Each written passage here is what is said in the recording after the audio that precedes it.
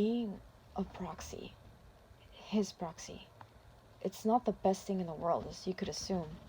But for me, it means something. I am now someone with a purpose and a meaning. In a sense, I can now see that. I look forward to something. I think this works out just fine for me, at least for now, even though I have my doubts sometimes.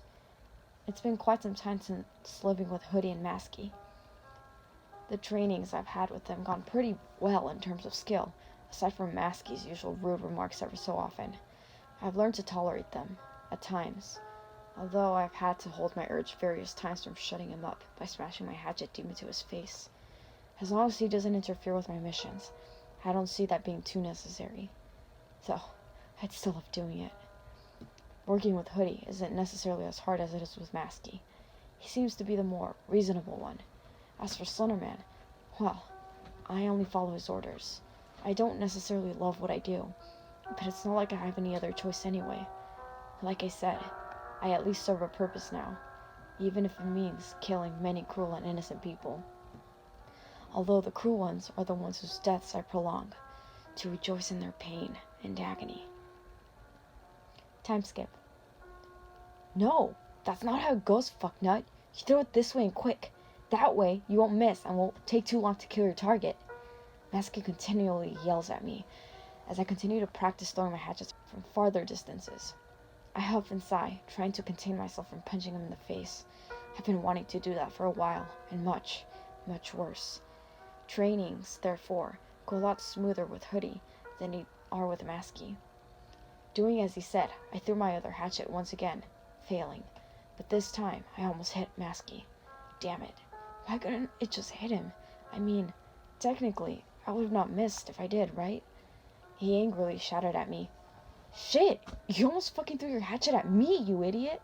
Can't you learn to do one simple task fast and right? You definitely shouldn't be the one in command, as it should obviously be me." That's it. I'm fucking fed up with this bitch. You know what, Masky? I don't think you even deserve to be in charge. Who wants assholes in command anyway? I'm sick of your shit. I warned you that I wouldn't be putting up with it. Remember? Masky seemed shocked by my sudden outburst, since he stood quietly for a moment before replying.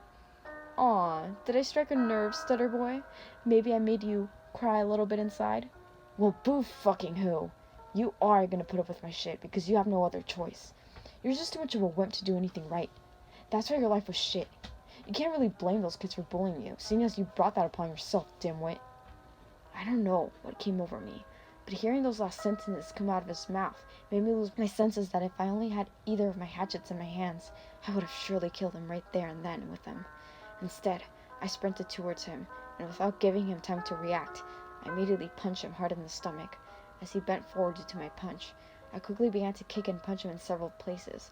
I even took off his mask to get a good look at his stupid face and laughed. Who's pathetic now? This, however, gave him some time to give me a few hard punches to the face, but I didn't care.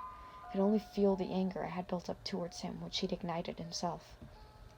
I smacked him hard to the ground, causing him to grunt, and then kicked his face so hard I think I might have broken his nose. That only made me more excited, though. However, as he was about to get up to get his ass handed to him, yet again, our fight was disrupted, as we both suddenly began to agonize onto the ground due to the loud static-like ringing in our heads. It was Slenderman. He began to speak through our minds in a clearly pissed-off tone. Toby, Masky, I will not tolerate this petty behavior any longer. You both are to train twice as hard for the weeks to follow, and will not work together until you show me that you are suitable in doing so. I did not mind not working with Masky for a while, but upsetting Slenderman is definitely bad, mainly for me, as I'm newer and apparently now in charge. But Slender, I was quickly interrupted by an infuriated Slenderman. No buts, Toby. I am especially disappointed in you. I really expected more from you in particular. Now go back to the house and do as I instructed.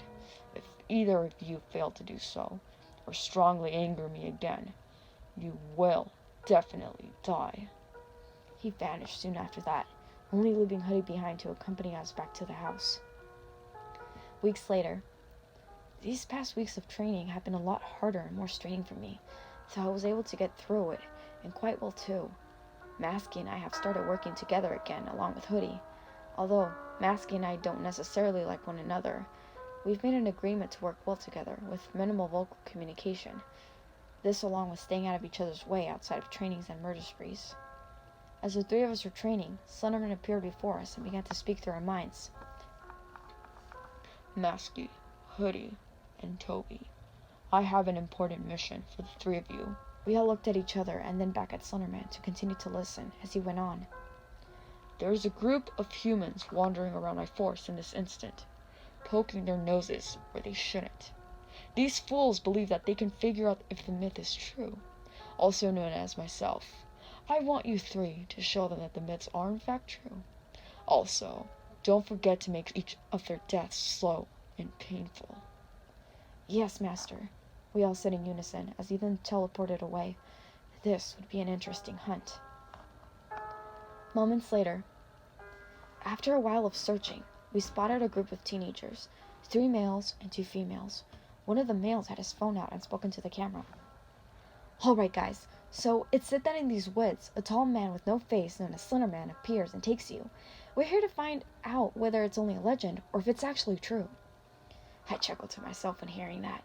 As they continued whatever they were doing with the camera, Hoodie, Masky, and I went with our plan and split up. This way, we would have them surrounded. Masky, of course, came out of his hideout first. With ease, he knocked out one of the males down with his crowbar. Hoodie took that opportunity of distraction and hit the other male on the head with his gun, causing him to bleed. That's when I came out and hit the 2 females with both my hatchets on the backside of them, really hard on their faces. Masky had already tackled the 3rd male by then.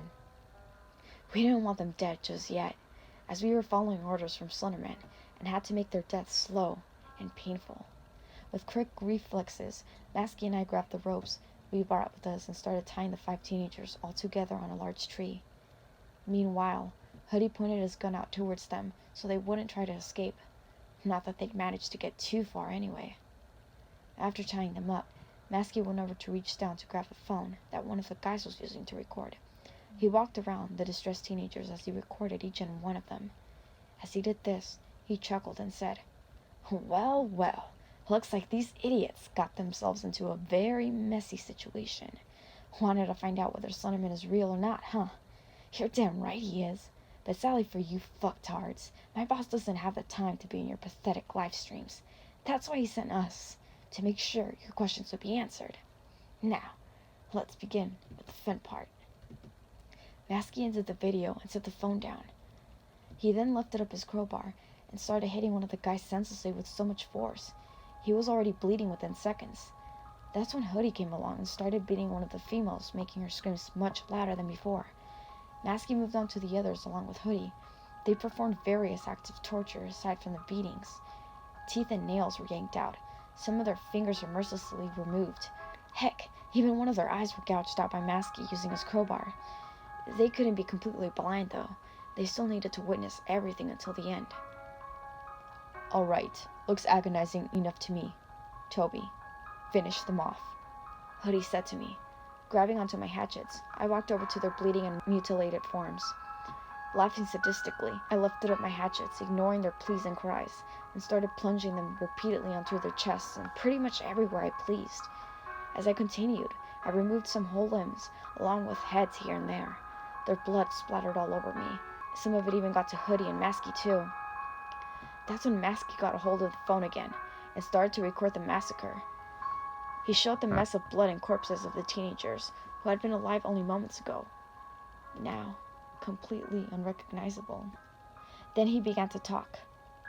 "Let this be a warning to all those who seek what they shouldn't. You might just end up like them or worse. But if you do ever happen to cross paths with us, you better fucking run." He laughed menacingly and ended the video once again. Masky looked over at me, and we nodded as a form of agreement between each other, which signaled that we could now work better together as a group. Satisfied, we all gave one last look at the pile of mess, guts and blood that was splattered around, and headed back to the house. Moments later, as expected, Slenderman was pleased with our hunt. He did, however, scold us about recording. claiming it was too risky. Either way, he still seemed content with our twisted strategies, and let us know he was looking forward to see what else would come up for the next killings to come. As time passed, we continued with our trainings and would often go on murder sprees together as instructed by Slenderman. Time skip. No. The voices. They won't stop. They only get worse. If I don't kill and do his doings, they only get worse. Only for a moment do they get a bit bearable if I do as he says. I don't know if I can take this any longer. Whenever I'm gonna kill and start having my doubts of my actions, I start hearing that static and painful ringing in my head. Then those unbearable voices start getting louder by the second. It's like I have no choice but to kill, even if my victims are completely innocent. It's the cruel ones I actually take pleasure in killing, but with the innocent, I don't really have an option. Though, no matter how much I kill or what I do, it never really stops. I think the only way I'd be able to end this, really, is if I just ended me. But that wouldn't do much to stop him. He'd just find someone else to replace me. I don't know if I can be that selfish and let another poor bastard take my place. Anyway, I hardly know what's right from wrong now.